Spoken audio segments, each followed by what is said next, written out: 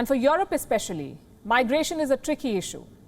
26.4 million migrants already live in the EU, 26.4 million. Every year, there are many others who cross the border illegally. Just how many, you ask? In 2015, the number was 1 million. Some crossed through the Western Mediterranean, some through Central Mediterranean, or land borders with Belarus, Moldova, Russia, and Ukraine. In 2020, Europe recorded over 125,000 illegal border crossings. So far in 2021, there have been more than 85,000 cases. The number is up 66% compared to the same period last year. Where are these migrants coming from? Syria, Morocco, Algeria, Tunisia, Afghanistan, Bangladesh, Pakistan, Somalia, Iraq, the Sudan, among others. Why do they want to go to Europe? Because once in Europe, they can apply for refugee status. And as and when it's granted, they will be legally allowed to stay in the country for 1 year or longer. Many will also receive help to integrate into the European society. They're looking for a better life. And the EU sees this arrangement as an integral part of European values. For migrants, it's an opportunity to start afresh. By the end of 2020, 10% of the world's refugees were living in Europe, 10%. Now, as more migrants line up, should it be incumbent upon Europe to take them in? Or will that be nothing short of punishing Europe for past charity? Who then will look after these migrants? Who will be responsible for their fate? Where will they go? There are no clear answers in Europe or outside.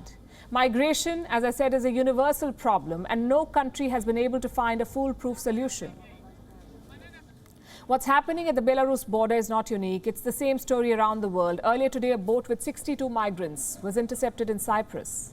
On board were migrants from Syria and Lebanon, 22 men, 11 women, 28 children. They were trying to enter Europe through Italy. Bad weather struck, so they turned towards Cyprus. It's not clear what will happen to them next. Cyprus might decide to send them back home.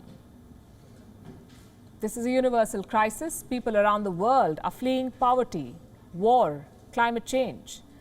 Since 2011, 5.5 million people have already fled Syria.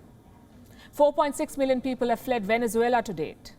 2.7 million people have fled Afghanistan in the last 2 decades. 2.3 million fled South Sudan since 2013. On your screen are also numbers from DR Congo, Sahel, Somalia, Central African Republic, Burundi, Iraq, Tigray, and Yemen. At least 1 million Rohingyas have fled Myanmar. Where did all of these people go? And should it be incumbent upon other countries to take them in? At what point should a line be drawn? Let's look at India's example. When the parcel was passed to India, New Delhi said the influx of migrants infringes on the rights of Indian citizens. It also poses grave security challenges for India.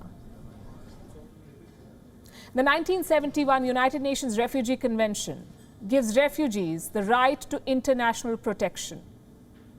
But only 140 countries have signed this convention. Countries recognize that while migrants have the right to life, so do citizens. And resources, unfortunately, are limited in every country, no matter how rich. So there isn't much that governments can really do beyond a point. Either they look after the citizens, ensure that they have their rights, their food, shelter, healthcare, schools, and employment, or they leave their borders open so that more people can come in and add to the fight for resources. It's a question about whose rights a country should prioritize, its own citizens or migrants. It's a very complicated problem. It's a problem where the line between what's right and what's wrong is blurred. And very rarely do we have a clear villain in situations like this. Look at what's happening on the US border. Migrant caravans arrive at America's border every few months. Is it fair for the US to be forced to take them in? It's not. But should the US be allowed to whip these migrants, detain them, separate children from parents? No, it shouldn't. So what should countries do? How should they deal with migrants? Well, there is no template. And that's the tragedy. It's not like countries are not taking people in, they are. Europe, like I mentioned, has 10% of the world's migrants. India has opened its doors to Tibetans, Afghans, Tamil refugees from Sri Lanka. Bangladesh is home to more than 1 million Rohingya refugees. More than 3.1 million refugees are living in the United States. Every country seems to be doing its bit, but at some point, they too need to draw the line. And many countries are also attending to a queue of legal migrants. This year alone, 23.2 million people applied for the green card lottery in the United States. These are people who come with skill sets, valid documents, expertise they can put to use and help the US economy grow. Canada has one of the most popular immigration programs. So does Germany. A lot of countries like Italy are offering citizenship in exchange of investment. Nearly 100,000 foreigners get British citizenship every year. But does that mean the UK should also welcome those who are trying to illegally cross over via the English Channel? The crisis at Dover has hit a record high. At least 1,000 people tried to enter the UK on a single day. This number is unprecedented. And these people don't have valid documents. They don't have work permits or technical skills to offer. So letting them in, giving them a refugee status comes with a cost. And it's not easy for governments. It becomes even harder when countries start weaponizing migrants, creating an artificial crisis. Belarus's president, Lukashenko, is guilty of both. He wants to get back at the EU for sanctions. What better way than to paint the bloc as heartless? Here's something that we must realize. Migration cannot be seen through a black and white lens. While forced displacement is heartbreaking, countries are not exactly spoilt for choice.